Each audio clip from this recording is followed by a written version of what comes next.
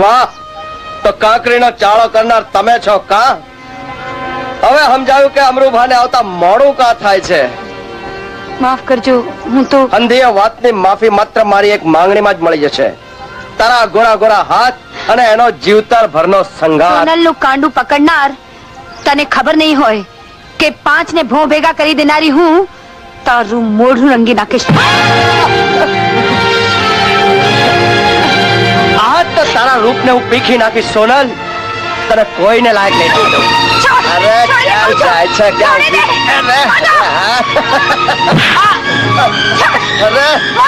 છોડી દે માધુભાઈ.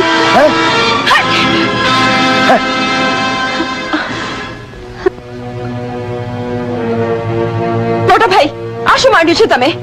હું બાપુને કહી દઈશ. મને કોઈના બાપની બીક નથી, સમજે? શું કહ્યું? હું મુબાદાર ખોડાનો માણસ, તું મારો દીકરો ઉઠીને મને જ કહે છે કે તને મારી બીક નથી? હા હા બાપુ, હવે મને તમારી બીક નથી. જો તમે મને તમારો દીકરો માનતા હો તો અમરુને હમણાં ને હમણાં ઘરમાંથી કાઢી મૂકો. માધવ, આ શું બોલે છે બેટા? એણે તારું શું બગાડ્યું છે? હા માં, એના કારણે જ આ ઘરમાં મારી અવગણના થાય છે. હું તો તમારો ખરો દીકરો છું, જ્યારે અમરુ મંદિરના ઓટલેથી મળેલો એક અનાજ છે. બાપુ, આ શું કરો છો? જો મારે કારણે આ ઘરમાં અશાંતિ થતી હોય તો હું અહીંથી જાઉં છું. હવે તો તમારી દયાથી હાથ પગ પણ કામ કરવા લાગ્યા છે.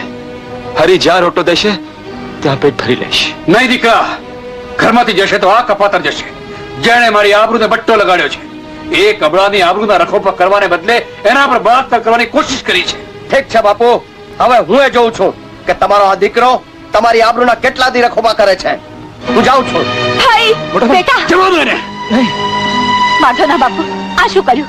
જુવાન દીકરા પર હાથ ઉપાડી એને ઘરમાંથી કાઢી મૂક્યો. લોકો શું વાતો કરશે? હવે વાતો કરવા બાકી શું રહ્યું છે?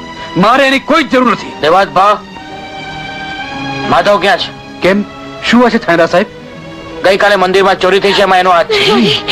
હા, બધા જ પુરાવા સાથે મને પકડવા આવ્યા એ છીએ. તો અત્યારે ઘરમાં નથી.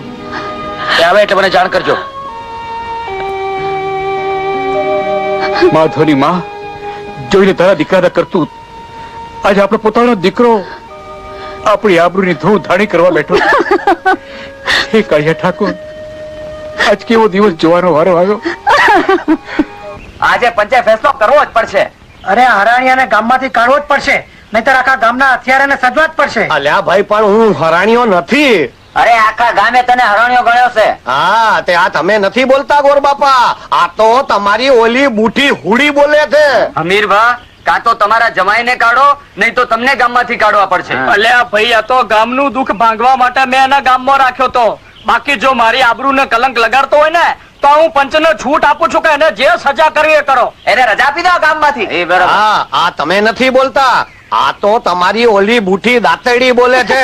સોમાલાલ, મેં આ પૂંજીને પરણીને કઈ ગુનો નથી કર્યો, સમજ્યા ને? અને જો મેં ગુનો કર્યો હોય ને તો તો તો આ લો કચરા. અરે અરે, પણ તો એકલો ક્યાં લ્યો? મારી દીકરી હારે છેડા છેડી બાંધી જ છે તો એને હારે લઈને જ જા. અને દીકરી તો ધણીની હારે જ છોપે. હા હો, ઈ વાત સાચી. દીકરી તો બાપનું પણ કહેવાય. પૂંજી, આ તારા બાપના દિલમાં તો દયા નથી, પણ મારા હૈયામાં તારી જગ્યા જડબે સલાક છે. હાલ, અને ઓલા તુલસીદાસે કીધું છે ને કે જમાઈ વહાં ન જાઈયો જહાં સાસરા કો ગામ, માન ગયો સન્માન ગયો પડ્યો ઘર જમાઈ નામ. હા હા, જાઓ. તમને તો હથિયાર રચતા નથી આવડતું. જેથી પેટ ન ભરાય ને તેથી પાછા આવજો. અરે હવે તો મારા એકલાનું નહીં પણ અમારા બેયનું પેટ ભરાશે ને તેથી જ પાછો આવીશ. અને તેથી તમે આ ગામના મારા તાળાઓ, સાડીઓ અને સસરાઓ બધાએ આનો ખોળો ભરવાની તૈયારી રાખજો, સમજ્યા ને? પૂંજી, હાલ હાલ કચરા. દીકરી તો બાપનું પણ કહેવાય. હજાવો છરી ચાકા કાતર.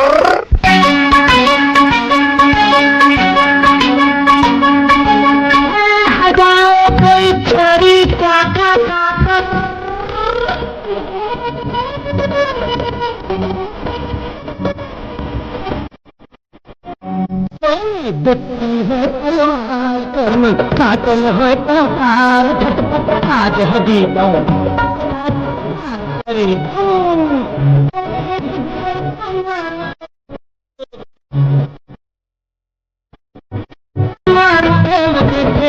पार करी दो कोई नहीं बुद्धि कोई नहीं बुद्धि बुद्धि है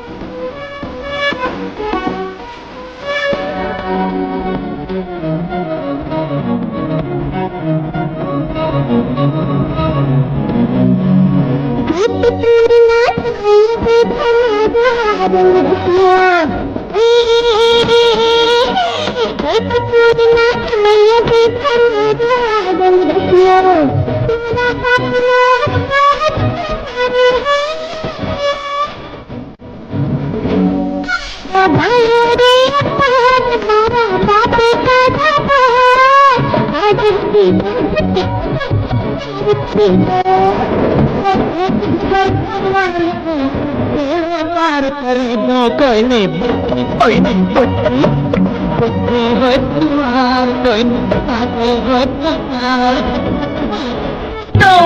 चकार तरीका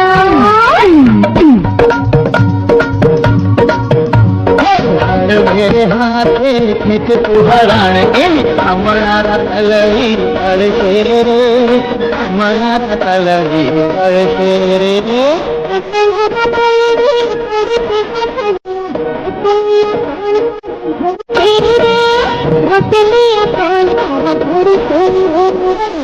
मेरे हाथे खिंच तू हरण हमारा तलवी अड़के रे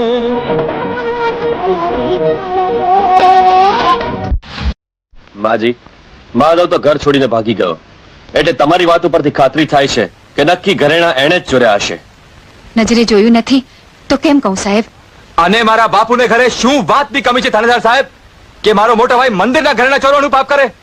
અમરુ એ તો એ જ જાણે. કાયદાને પાપ પુણ્યની વાતો સાથે કોઈ જ સંબંધ નથી. તો પછી કઈ વાતના આધારે તમે મારા બાપુની આબરૂ પર છાંટા ઉડાડવા માંગો છો? કઈ વાતના આધારે તમે મારા માધવભાઈને ચોર કહો છો? આ માજી મંદિરના ઓટલે રોજ સુવે છે. એટલે એક ભિકારણની વાત ઉપર તમે મારા ખાનદાન પર બટ્ટો લગાડવા માંગો છો? દીકરા, હું કઈ ભિખારણ નથી. તો પછી શા માટે મંદિરના ઓટલે પડ્યા રહો છો? હા, એનો જવાબ તને શું આપું બેટા? મારે પણ હવેલી હતી, માલ મિલકતનો પાર નહોતો, પણ મારા નસીબ ફૂટી ગયા. થાનેદાર સાહેબ, નક્કી આ કોઈ કાવતરા ખોરોનું કામ છે. બાકી હું ખાતરીથી કહું છું કે મારો મોટો ભાઈ ચોરી ન જ કરે. એને હું નિર્દોષ સાબિત કરીને ચંપીશ. સાહેબ, અમરું સાચું કે છે. માધવ ચોરી ન કરે, એને શી વાતની કમી છે? દીકરી, આ તો હળાહળ કળજુક વ્યાપ્યો કહેવાય. ક્યાં તારા બાપુની ઉજળી આબરૂ, ક્યાં તમારું મોભાદાર ખોરડું, અને ક્યાં દેવ જેવા દેવાત આયર. અરે એનો દીકરો ઉઠી મંદિરના ઘરેણાની ચોરી કરી? માજી, ચંદ્રને દાગ હોય ને સૂરજ આગ વરસાવે છે તો માનવી તો માત્ર એક માટીનું પૂતળું છે. એનાથી ભૂલ પણ થઈ જાય. બાકી મારું હૈયું તો કે છે કે માધવભાઈ ચોરી ન કરે. તો પછી ચોરે ને ચૌટે નાના મોટા સૌને મોઢે માધવનું નામ કેમ લેવાય છે? માજી, મને તો લાગે છે કે આ કામ જરૂર કોઈ બીજાનો છે. થાનદાર સાહેબ, મારા પર એટલો ભરોસો રાખજો કે જે દી મને માધવ મળશે તે દિવસે એને હાજર કરી દઈશ. જો સીધી રીતે નહીં માને તો એને જીવથી ઠાર મારતા નહીં જ ખાઉં. નહીં મુખી બાપા, આ તો અમારે અમારી ફરજ નિભાવવા તમને બોલાવવા પડ્યા. આપ આપની ફરજ નિભાવો અને બાપ તરીકે હું મારી ફરજ પણ જરૂર અદા કરીશ. તમારું દુઃખ હું સમજુ છું. તમને આમ વારંવાર પોલીસ થાણાના ધક્કા ખવડાવતા અમને શરમ લાગે છે, પરંતુ કાયદા આગળ અમે લાચાર છીએ. કઈ વાંધો નહીં, જ્યારે મારે જરૂર પડે ત્યારે મને બોલાવી લેજો, હું હાજર થઈ જઈશ. રામ રામ.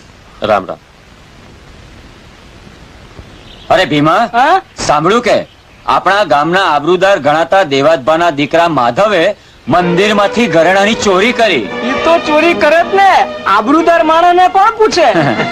પણ હવે દેવાતબાને રોજે રોજ પોલીસ થાણાના ધક્કા વધી ગયા છે. આ જો ને. હા ભાઈ, હા, એ તો કહેવતમાં કીધું છે ને કે જેને કોઈ ન પહોંચે એને પોતાનું પેટ પહોંચે.